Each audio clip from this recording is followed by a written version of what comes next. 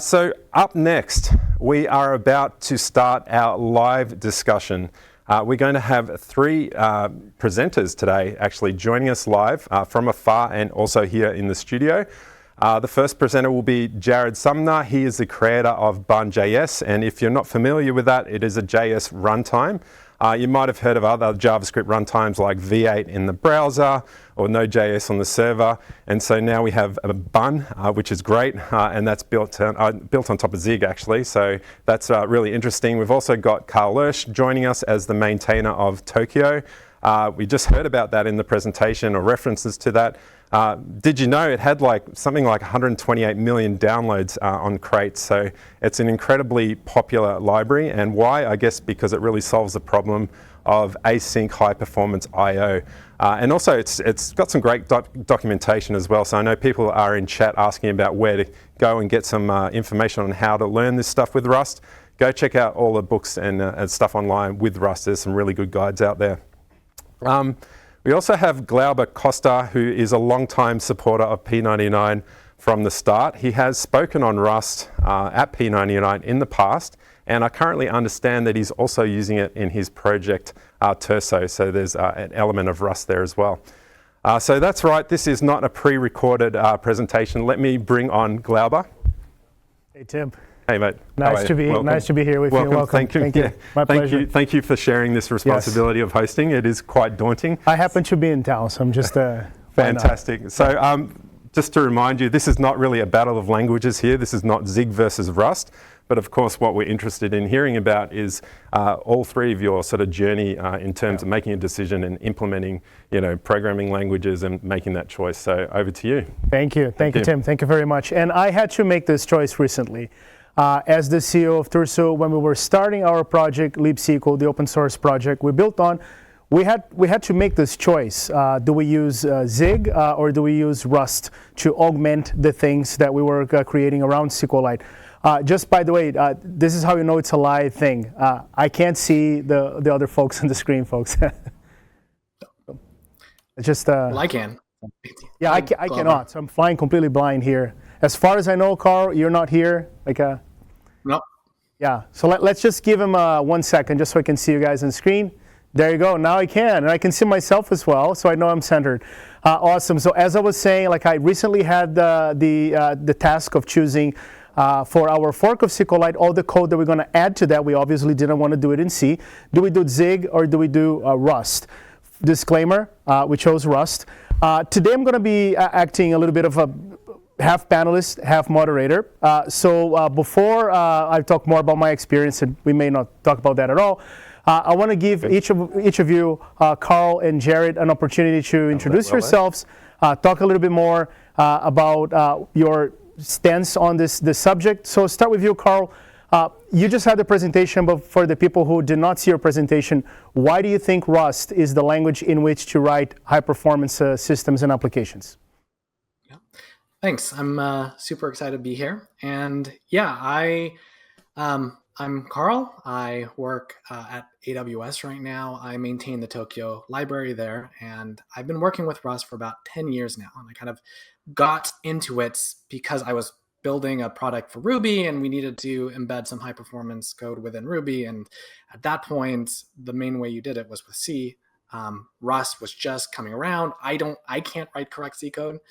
So the promise of being able to have that low-level programming language without risking memory unsafety was very appealing to me.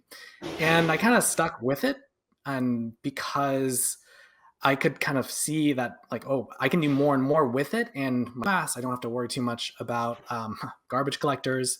I had just come off of a stint doing some ops work with Cassandra, and I am not a fan of garbage collectors in the database anymore. Anyway, so as I kept using Rust, I kind of started to realize that it is productive. I'm as productive with Rust despite the borrow checker and the type system kind of thing.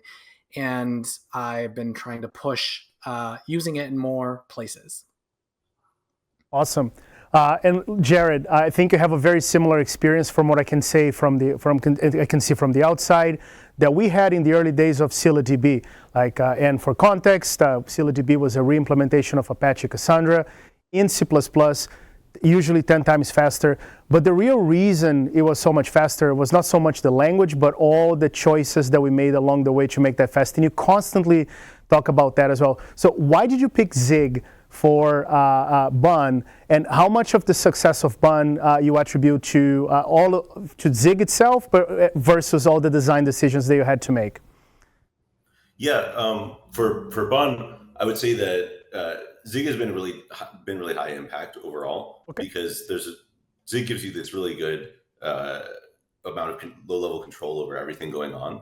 Zig has this philosophy of no hidden memory allocations, and to allocate memory in general, you have to pass around allocators, versus in C, where you have malloc and free, and they're like this global thing, or in other languages where you have constructors and destructors where they're just allocating, and it's kind of hard to know when memory is being allocated or not allocated. So that's part of what makes it really good for performance. And that was a lot of why we chose Zig, was because it's really productive and it's also relatively straight. It's like it's easier than a lot of other languages to write code that runs fast. Do you think you could have written Bun in Rust? Probably. But I think it would have been a lot. I kind of tried, like very early versions, I tried using Rust, and I just didn't find myself as productive. Yeah, I think you touched on a great point. And Carl, if you have comments on that, again, I've never written a JavaScript runtime, but I had written databases, right? And my impression of this whole thing, and this is why we almost picked Zig. I mean, we were really close with picking Zig for our fork of SQLite. It tends to be really hard in Rust to do really low-level systems thing, especially around memory allocator, arena allocation, things that require special allocators, and honestly, things that don't abide by a special lifetime. Yeah. So how do you view this, Carl? And also, like, if I were to give you $1,000, would you write Zig code? I mean, I'd write code in anything. I mean, I would enjoy writing code in Java. I actually don't mind Java. I find it very relaxing.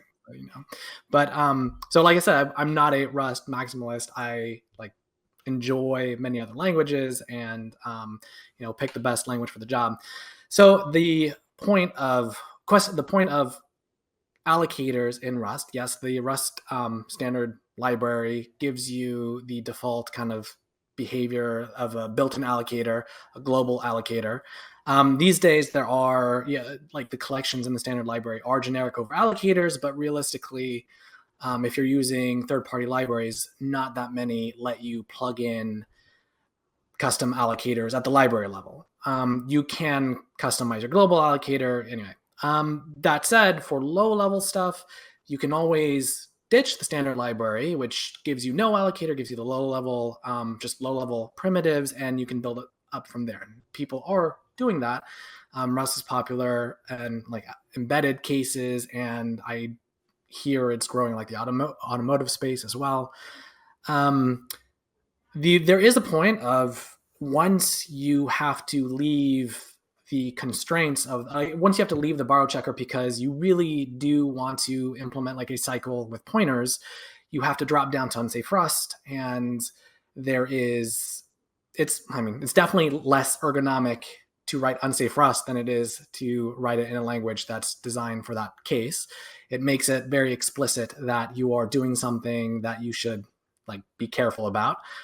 But at a higher level, I don't find myself having to drop down that often, because when you do to implement an arena allocator, generally you can kind of find the safe APIs on top of it. And yes, it is, you need to know how to do that.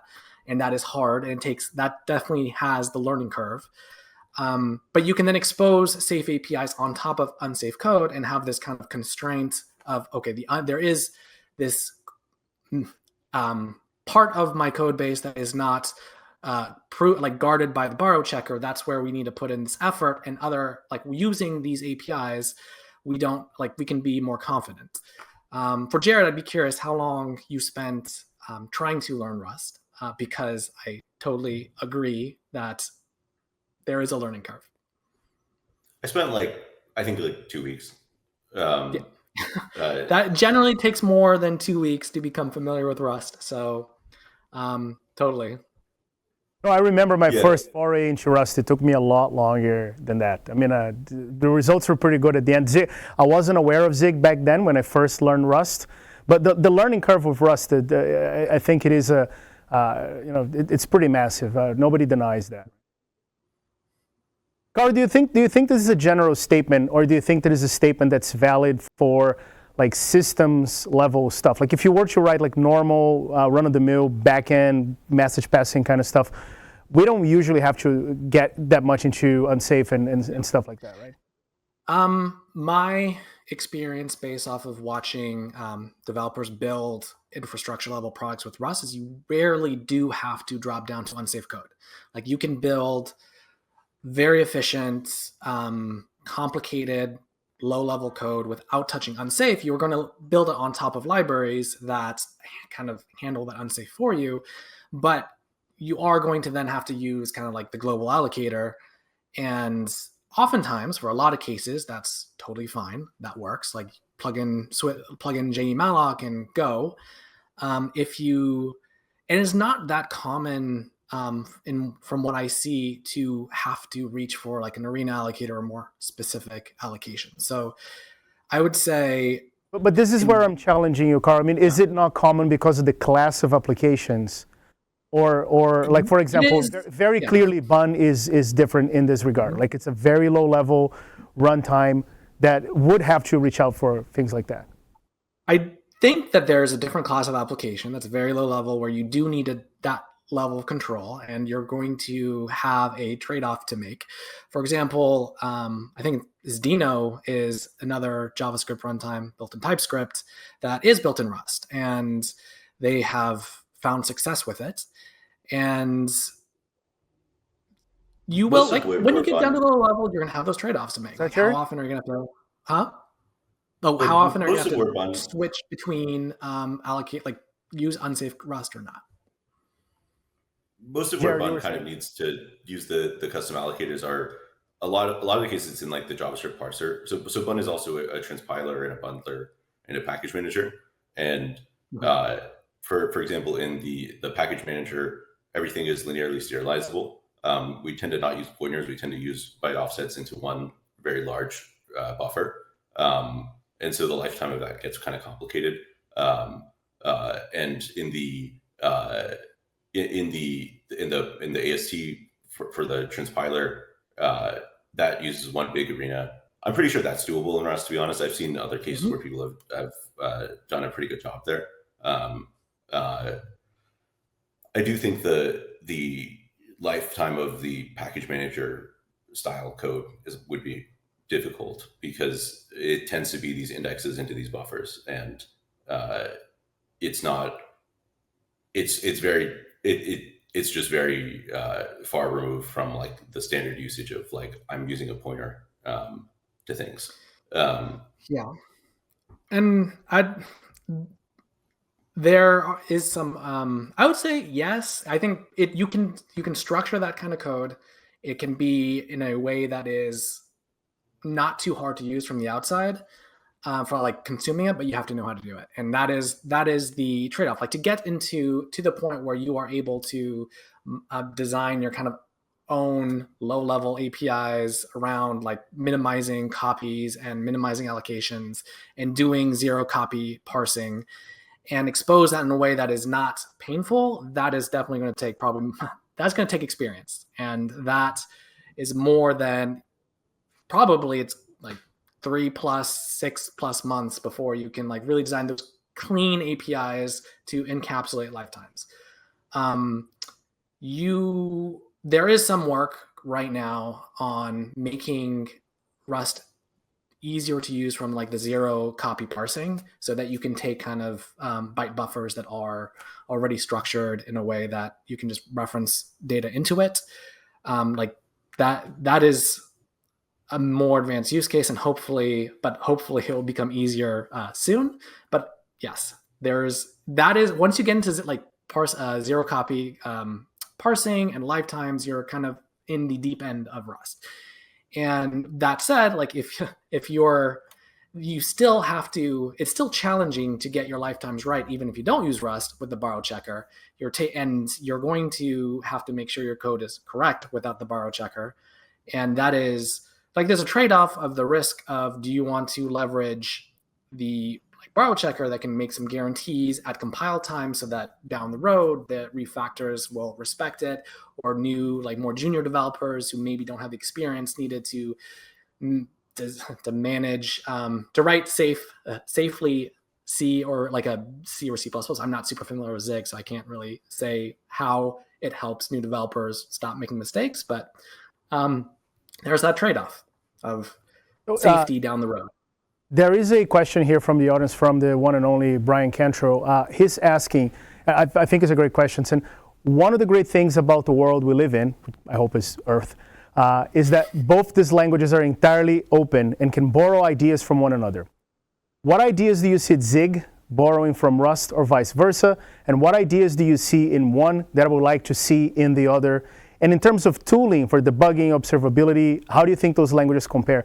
So Jarred, let's start with you. Yeah, I guess one of the things I'd love if Zig borrowed from Rust was some limited compile time notion of like some amount of borrow checker in very scoped like cases, because it would be really nice. I would say in general, Zig does not yet have enough safety features. An example that comes to mind when like new people are starting with Zig, I've seen where, and I filed issues about this. I'm not just talking about it on the internet, where like you can return a pointer to stack memory, like to a stack allocated buffer, and like you just shouldn't be able to do that. And I think some of that is just due to the language is still pretty new. But there are one of the things that Zig borrowed from Go that I really like is defer. Defer is a keyword in the language, and you can a difference in versus the Go implementation is that it's per scope instead of per function. In Go, defer will append it to the end of the function, and in Zig, it's at the end of the scope. That's often how you do resource cleanup. Sometimes I do wish there were constructors and destructors, but I think I don't know. I have mixed feelings because they're really useful. I wish Zig had at least some form of destructors, because it's so easy to forget, right? Yeah, defer isn't quite good enough, I would say. Yeah, and we'll get back to the tooling stuff, but Carl, what would you like to see in Rust borrowing from Zig? I mean, I don't know if it's borrowing, but Zig definitely compiles a lot faster. And I'd say Rust, I've spent a lot of time sitting wishing Rust compiled faster. It could definitely benefit there. And I would say, I think, like it was mentioned, once you get off of the borrow checker into unsafe code, with Rust, it is far from ergonomic, and there's a lot of improvements that could be made to make writing unsafe code nicer. That's maybe that I have a unique opinion there, because working on the Tokio library, we write a lot more unsafe code than application developers, because we're building those kind of primitives. But I would like it to be nicer, and there's stuff that could be borrowed probably from Zig there. There are two things from Zig that I think Rust could benefit a lot from. And again, unfortunately, I don't think I have the other side, because I've been dealing with Rust most of the time. Number one is comp time. Comp time is absolutely genius, absolutely great. I wish Rust had a feature like that. And every language, to be honest. I mean, the templating system in C++ compared to comp time is just not at the same league. And the second one, and this is the thing that annoys me the most about Rust, cross-compile to different platforms is such a pain. This is something that Go does really well, and I think Zig does at least a lot better than Rust as well. Jarred, I'm curious about those two features. How much do you use them, and do you agree they're nice things of Zig? Or? Yeah, they're great. An example of where we use comp time is we generate a lookup table for source map parsing.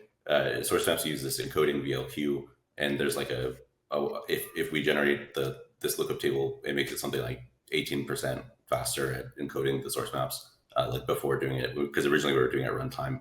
And Zig makes it super easy because you just pass the keyword, either anything that's in the top level scope is comp time, that otherwise you pass it in the keyword comp time in a scope. So yeah, we use lots of comp time. And then for cross compilation, what we do right now in Bun CI is we build each object file on a Linux machine for all the different platforms. And then like for the Zig part, and that makes it, and that's because this machine has a bunch of memory and whatnot to make it compile, to make it take a little bit less time to compile. So yeah, we build all of the Zig code on Linux, even if it's targeting like macOS ARM64. And so at a high level, what is comp time? Yeah, apparently someone's at the door. At a high level, what is comp time for those of us who aren't familiar with Zig? So comp time, it lets you evaluate code at compile time, arbitrary code. A lot of languages will have like a templating like syntax, and then you have like some other variation, some other way to have compile time flags and features and arguments. In Zig, it uses the same language as it's just Zig. And that's also how the type system works. So for example, the array list type in the standard library, it receives it's a comp time type argument. And then you have a slice that is of that type. So it's sort of like it's like duck typing at compile time.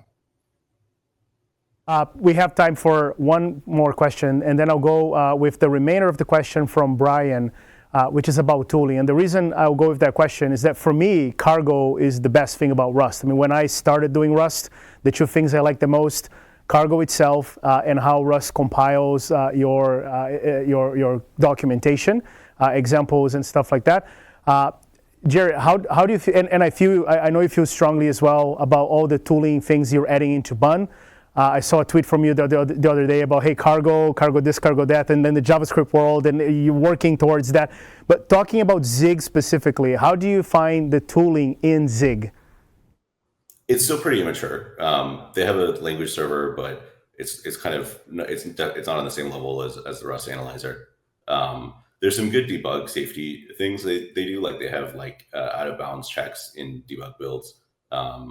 They have alignment checks and integer underflow, integer overflow detection in debug builds. So like that stuff is great, but the overall they recently shipped a package manager for Zig, but it's all very immature. I would say it'll get much better. Is what I think in like maybe 2 or 3 years, but it's definitely not there yet.